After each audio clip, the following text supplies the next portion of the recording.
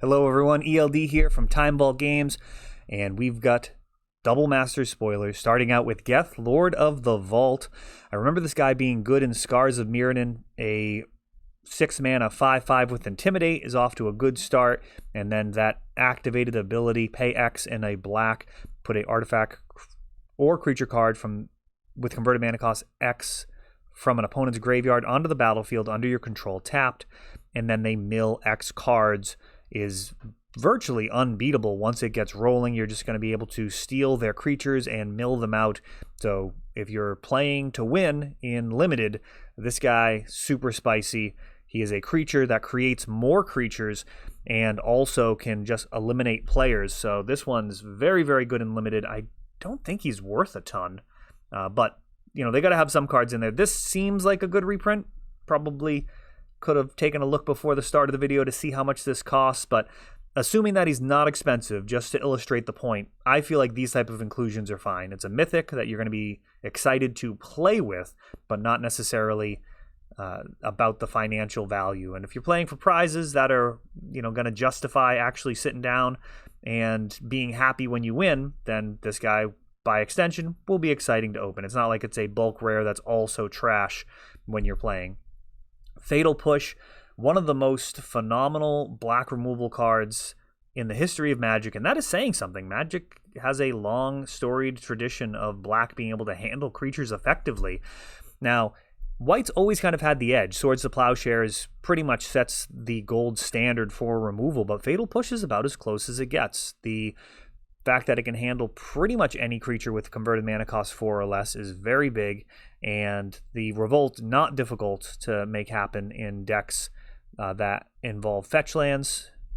So this card is seeing a ton of play in Legacy, and at this point it's actually not worth diverting your mana base into white as well if all you'd be getting out of it is, say, Swords to Plowshares. In the past I've actually done that. I've actually gone with a 4-color build before in order to run swords when a 3-color build, you know, you had to run like Innocent Blood or something instead, and it just wasn't as good.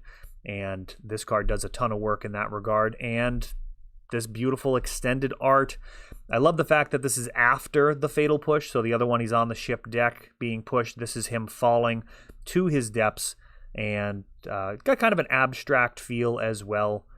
With the art here, it's very stylized in the approach to this card, and you know, giving people options, as I've been saying, I think is a great thing. I love the idea of Magic having a lot of different options for people in terms of how they create their deck, in terms of the aesthetic that they can control, giving people more and more options that aren't just cookie cutter reprints with the same art or the same art direction. I think is a really strong thing. Send Triplets, a very unfriendly commander, taking people's turns essentially, is a very strong thing. And of course 1v1, a very different thing than when you're talking about a multiplayer game. At the beginning of your upkeep, you choose an opponent, and then this turn that player can't cast spells or activate abilities, and they play with their hand revealed, and then you can play lands and cast spells from that player's hand this turn. So you're basically getting not quite a Mindslaver, but it's pretty bad for them. It is pretty bad for them if this actually goes off without a hitch. You can have some really wild turns, and I don't know how I feel about this card in Limited. I have to think about it, because it is a bit to ask. 6 mana, 3 different colors for a 3/3 body. I mean, it'll depend on the quality of the removal and a bunch of other things, but in Constructed it tends to be way better because their deck tends to be way more powerful. If your opponent's playing, say, a combo deck, then you know, you can use the combo to do very, very bad things. Archangel of Thune. Did this get reprinted in Mystery Boosters? I feel like I've seen this be reprinted recently. Maybe it was one of the previous Master sets, but it does kind of highlight in my mind a concern that needs to be balanced, which is with all of these reprints, the value that it adds to the game compared to the value that it siphons off of the game. So Wizards of the Coast basically prints these cards. They have a monopoly privilege granted through intellectual property. They're the only ones that have a license to print Magic cards because of the concept of intellectual property as enforced by governments. And even if that wasn't the case, they could still enforce it in terms of running Magic tournaments, selling Magic product. It would be a very different world. Nobody knows precisely how that would play out in terms of the collectible nature, but they could still have cards that are printed by Wizards of the Coast, and it's possible that those would be the only ones that people were truly interested in because they'd be collectible. If you can just print them at your printer, like, who cares? Congratulations. You can make a photocopy of Superman #1. Nobody's going to give you $1 million for it. So aside from that little IP notion, value in the cards and value in the packs is a very important thing in terms of what keeps Magic around. Those of us that saw back in the day with Chronicles the devastation that happened in the Magic economy tend to be tempered by a little bit of caution when it comes to an aggressive reprint strategy. And that's why many older players tend to be understanding of the reserve list and what that represents towards the integrity of the game and the promise that the company made in terms of collectors being comfortable taking the risk that they did to inject the millions and millions of dollars, at this point billions of dollars, into Magic that have made it the phenomenon that it is. So Archangel of Thune, if it has been reprinted recently, I'm not super excited to see it come back so soon. I know this card had crept up in value, and the reserve list is its own thing. Sorry about that, guys. Let me make sure this is muted. The reserve list is its own thing, but the reprint strategy that they use is a completely separate thing, and it is important that they don't devalue people's collections without enough upside. So we'll see how it goes with this printing. It's not going to be... I'm expecting Double Masters is going to be an expensive set long term. I've got boxes pre-selling at $320 right now on the site. I expect that I will sell through the chunk that I have up now, and then when those are gone, it's probably going to be $350 a box, as I'm expecting that the market is going to just eat this up and be thrilled at the whole gimmick. The double rares / mythics, the amount of incredible cards is just through the roof. The uncommons are looking pretty solid as well, so just kind of temper it a little bit. Hopefully Wizards doesn't go too far. I don't think they can do it with just one set necessarily at this point. I think at this stage it would take multiple disastrous decisions to cause irreparable harm. If this goes too far and they print a ton of the product and it devalues the cards, then at that point they would probably just apologize and kind of address what their goals are with the reprints in terms of what they're trying to do. So again, I'm not super worried about it, but it's something I'm always mindful of. I don't love seeing people's collections devalued, and reprinting rares too aggressively will do that. Mythics so far have been a bit more resilient. Tuk Tuk the Explorer, that's a card that nobody's going to be excited to get in limited unless there's some type of... I guess they have an Aristocrats shell, sure. Maybe you get past this and you already have some solid Aristocrats cards, and he'd be great in that. 3-mana 5/5 is totally fine, and you can get that attack in first. Why not? Avenger of Zendikar, that's a bomb. This card is ridiculous. Up there in terms of, potentially unbeatable cards. When this comes down, holy cow, you need a legit answer. As you're almost certainly going to have at least 7 lands, and those 0/1s are going to become pretty decent size over the next couple of turns, especially if you have landfall as a theme in your deck. Talking about things like Harrow or fetch lands or anything like that can really do tons and tons of damage. In Commander, this guy is very often game over if a board sweeper isn't present, and I've seen just incredibly large plant tokens dominating multiplayer games with this. This card is a lot of power, and for 7 mana, I suppose it should be as well. Liege of the Tangle, 8 mana on this guy. I would much rather have the Avenger of Zendikar, just in terms of the speed of the deck. Liege of the Tangle comes down on turn 8, then you got to untap, then you got to actually connect. Now the trample helps with that for sure, but it is, as you get higher and higher in the mana cost, the tougher it gets. Let me know if I'm crazy for that, if you think that the upside on this is just so much better than the Avenger of Zendikar, but making all your lands 8/8 elementals is exciting, but ultimately it does take like 2 more turns before things get rolling. And if they kill him, you get nothing. Whereas the Avenger, it's like if they kill him, you might be able to, if you draw him later, play like at least a land, and then you end up with like 8 or 9 extra power.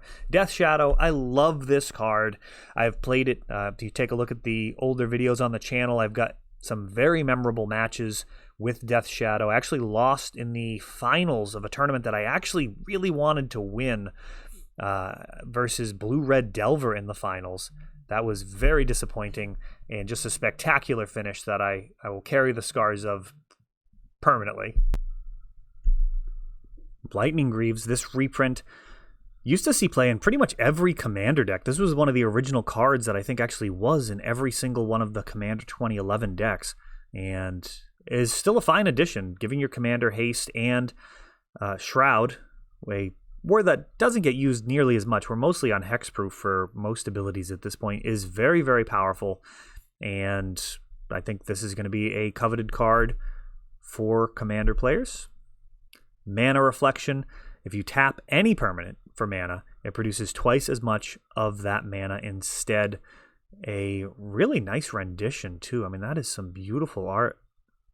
Really enjoy that. This is kind of reminiscent to the Yggdrasil art that you see so much of, the Celtic Knot World Tree, which I actually have used for my Old Gods playmats. If you ever check out those leather playmats that I make, I've done that design many times, and yeah, that's just some really mesmerizing art.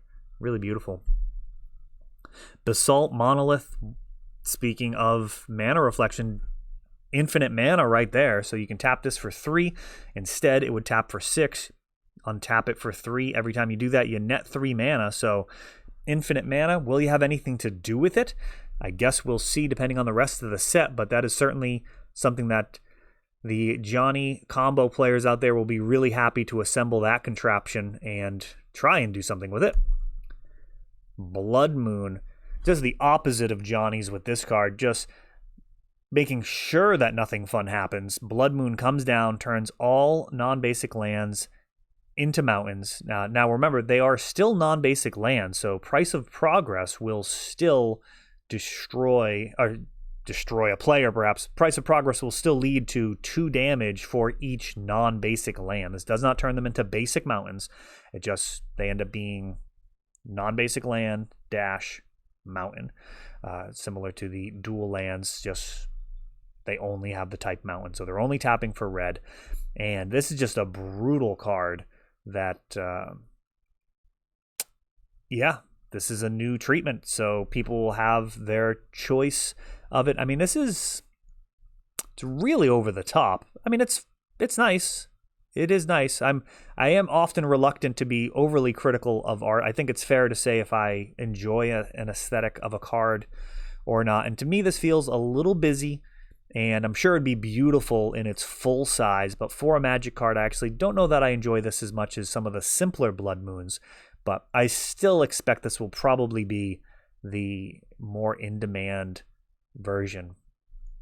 Boy, this one really feels like the left side down at the bottom. See where the full art extends down? That does, for whatever reason, that looks like it's like lower than on the right side of the card. It really jumps out in this card. I don't know if it's the case on all of them or not. Yeah, I'm not sure anymore. All right, so Goblin Guide. Really good card. Played in Legacy Burn. Fun new art. And, the map on his head is just a fun, whimsical note. Kind of a throwback to when goblins used to just be a joke tribe. Of course, in Onslaught, they became a real menace. And at one point, were the best deck in Legacy, if you can believe that. Now they are kind of a meme deck that people put in a lot of work with, and if you underestimate it, you will get got by goblins. They absolutely can put games away. Sling Gang Lieutenant is an incredibly good card. Now, it's funny, Goblins actually doesn't play Goblin Guide. He mostly just sees play in Burn. But goblins themselves are a much more respected tribe than they were in the early days of Magic. finding play in multiple archetypes, either as a tribal goblins deck or, in this type of case, just as a supplemental aggressive creature for those aggro strategies. Vishkal, Blood Arbiter. This card was really amusing to me in the original Commander. So I actually opened probably,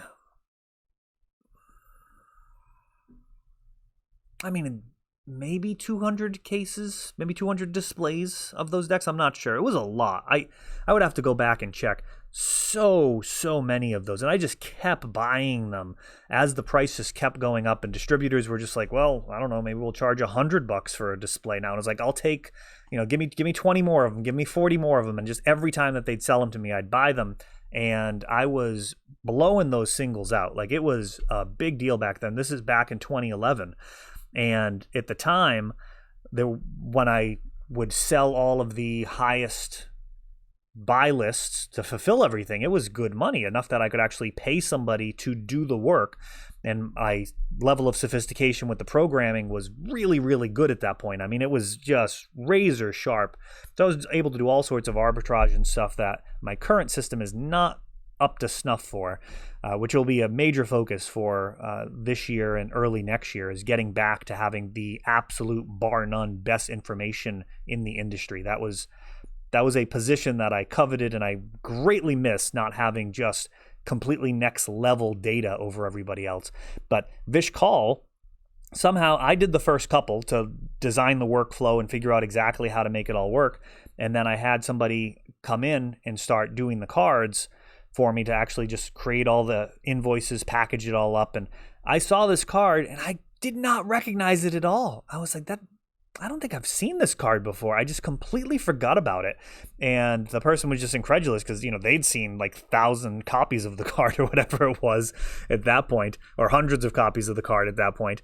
And yeah, he's just kind of, for me, easy to forget. He's definitely a good vampire and totally fine for Commander, but I guess I just didn't really remember him because he's not really a constructed card.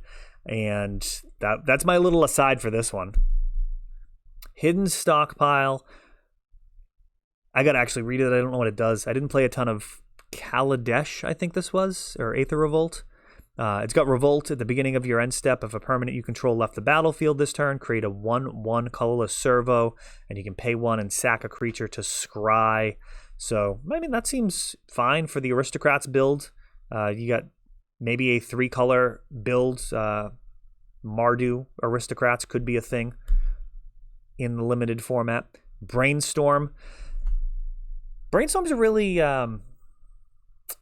not polarizing. Brainstorm is one of those cards where you get to choose the art that you enjoy. You've got the Christopher Rush art from Ice Ages. You have I believe it's Tony DiTerlizzi from, I think it's Tony DiTerlizzi from Arcadian Masks. Then you've got this one, which was originally from Is It versus Golgari, and then later in Conspiracy. And then we've got the Masters 25 version. There's just a lot of different options for Brainstorm. And I think that's great. I think Brainstorm is perhaps the most important card in Magic in my estimation right now. It smooths out mana bases. It allows just incredible variety within like formats like Legacy. There are just... are there 100 playable decks in Legacy? It's so many. And Brainstorm enables those decks, enables many of those decks, like maybe half the field or more runs Brainstorm, let's say. But then on top of that, it also kind of coalesces many of the strategies into an area where they can be attacked. So a card like Chalice of the Void can go after Brainstorm decks because they run Brainstorm, and it's such a crippling card against them. Death and Taxes, for example, wouldn't be nearly as good if you don't understand the general field that you're playing against. You're playing kind of the whole deck is basically an answer to the metagame. And I've seen Death and Taxes literally lose to like children, like just playing fatties. Like they just play like a 4/4 for 4, and Death and Taxes is just like, well, okay, I guess I have to get Batterskull if I'm lucky, and that's it. Like otherwise you're just dead. Like a 6/6, unless you have Swords to Plowshares, is like borderline unbeatable for that deck. So, a bunch of basic lands and just casting fatties can actually beat Death and Taxes, but it's one of the better performing decks depending on its matchups, because it does have that type of focus that it knows what it's trying to answer and tries to do that as well as possible. And I think when that deck tends to fumble is when it loses focus on that goal. Like, I've seen people kind of try to make it like more aggressive with Sword of... Probably an awkward jog in the video there. Customer just came in with some Pokemon cards, so took care of them. We'll be getting them a quote later today or tomorrow on those. Nothing crazy, no first edition base set stuff, just a little bit of old base set, some of the newer EXs and GXs. And here we go. Talk about customizing the brainstorm how you want. This is quite a lot to take in. What is going on here? It almost looks like the water on him is like actually blue instead of transparent. Yeah, a lot of these art, like, it actually like silence is the proper response, which I know doesn't make a compelling video, but it is something to take in, which I think is a really positive thing. I mean, we've got the 3 statues there. 2 of them are kind of being put back behind the text box, which kind of feels like the draw 3, put 2 back. So, I mean, I like this. It's not going to dethrone my Mercadian Masks brainstorm for me, but I think this is an excellent option.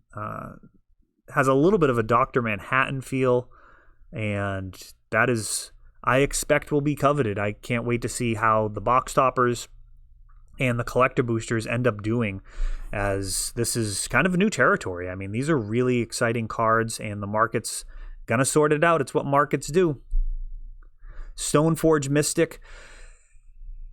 This is a card that I trade a lot of, so I'm curious how many I have. Some of these, like, are gonna hurt. Like, I'm not gonna lie. As a store, I am skeptical that the profit I will make off of selling these booster boxes will make up for the depreciation on my inventory.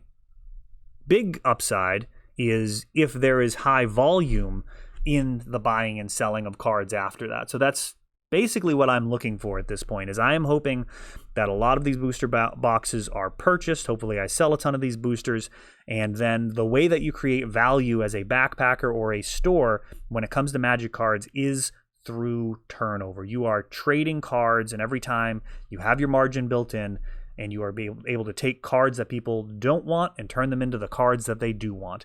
That necessitates having an excellent inventory, or sometimes, if you're fortunate, you can just be buying the cards off of them for cash, which I find is, at this point, probably less often than it used to be. I find lately it seems to be more people looking to turn cards into other cards, and we'll see. I mean, we may have a very real reality check coming in where people will be selling Magic cards for literal rent money, and that actually brings up a story that I came across recently. I was talking to another store owner, and it just hit me really hard, like how disconnected people can be by accident, just not really understanding the situation and how being in the middle of the community actually functions when you are a hub for commerce,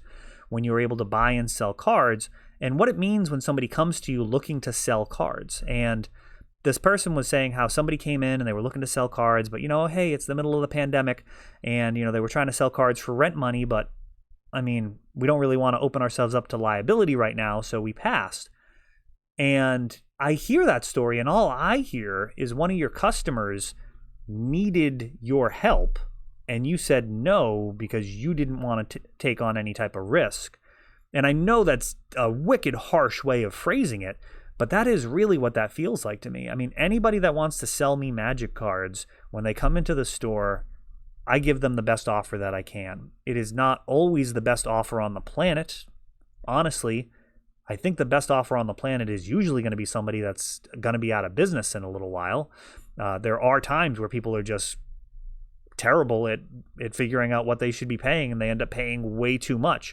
But I've been able to do this for 25 years because not only am I giving the best offer that I can, I don't really care who you are. I am really going to, like, somebody can come in and know nothing about Magic cards, and I will just pay them what I pay. Like, I've got a number, I pay that number. And I've had countless times where people have come in and say, hey, I'm only looking for $1,000 on this. I think it's a good offer.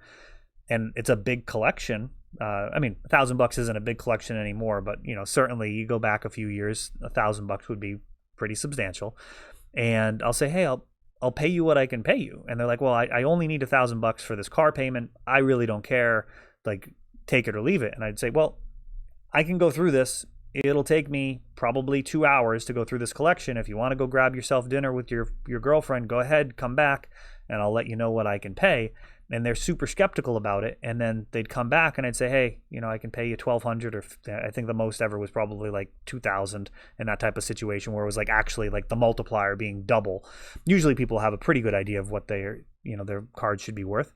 And they just couldn't understand it. They're like, why wouldn't you have just paid me $1,000? And I was like, let's find out how this goes. Like, let's see if you actually tell people about that. Let's see if the people, and sure enough, they were telling people about it, and the people would come to me because they knew that I just pay what I can pay, which is something that, the early days of the GPs and, the big tournaments, as a backpacker, I mean, it was just constant bloodshed. You'd look around and like, I'd know everybody's buy list numbers, and I would see like a vendor that I know they'd pay like $10 for the card, and they'd be throwing like $3 at a card because they just sized the person up, and they're like, this person's a sucker. I know I can get them.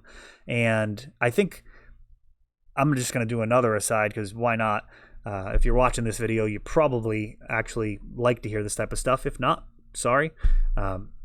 The idea is really about training yourself to do things. And we can train ourselves to feel like we were successful when we rip someone off. That's a thing you can do. It's a very unwise thing to do, but I do see it often where backpackers kind of feel the satisfaction of, oh, I got someone. Or you hear about somebody that like they get their thrill going to yard sales and finding something that's super cheap. And that's I think ethically a different thing altogether when somebody's like just selling junk out of their house compared to somebody looking to get a good deal selling their Magic cards.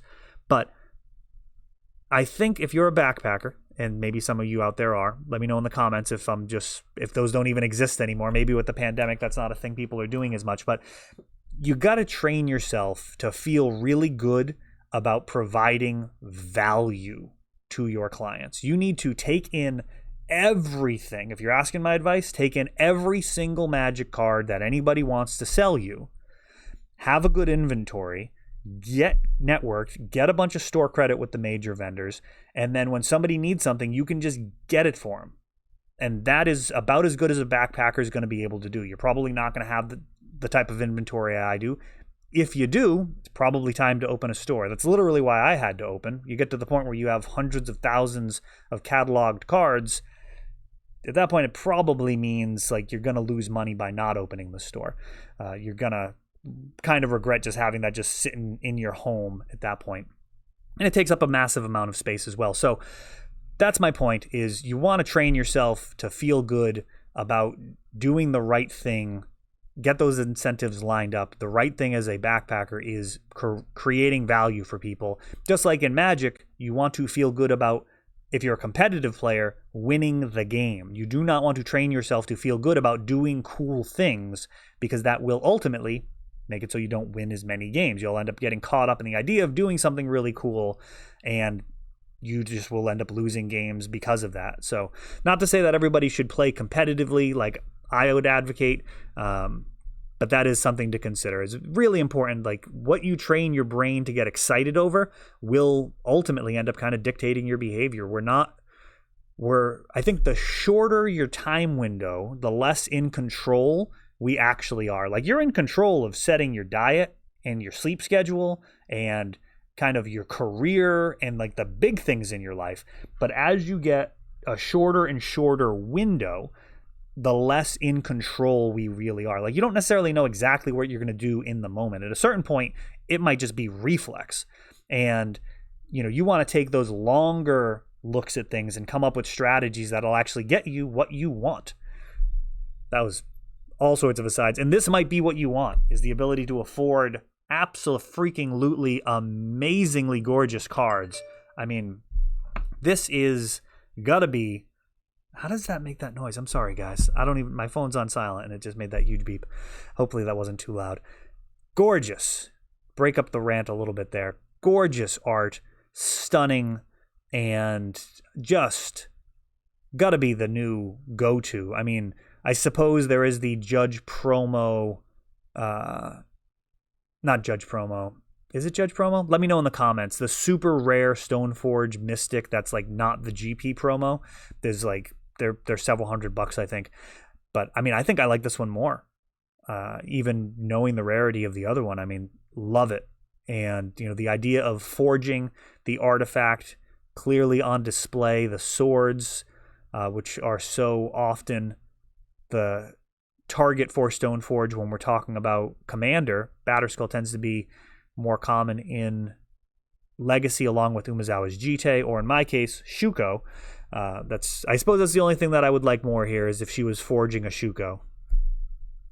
And here is, speaking of Batterskull, I mean, what are they not reprinting in this set? This is unreal. Just incredibly powerful card. I think I may have touched on this before with Phyrexian Metamorph and Sculpting Steel, how much fun it is to be copying this card and then returning it to its hand and then copying something else.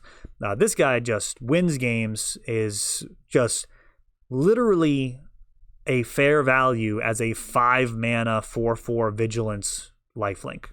The fact that you can return it to your hand, the fact that you can equip it to other creatures, the fact that you can cheat it in with Stoneforge is all upside. I mean, a 5/5 Vigilance lifelink in Limited is going to be an absolute monster, and this card is going to be really, really tough to beat. And the fact that you can just start slapping this on to even a 1/1 is probably going to dominate the rest of the board. So this card is really, really good. Obviously, in Double Masters, you get 2 first picks out of your pack. Batterskull's in your pack. You are absolutely taking that every time. Goes in every deck. And I believe we started with Geth, so we will stop there. That is all of the spoilers that have come out so far today. I will see you guys tomorrow with any new spoilers. We got to be getting pretty close to the entire set. And as always, if you want to support the channel, you can pre-order this product at ELDsTimeVaultGames.com. Thanks for watching, guys.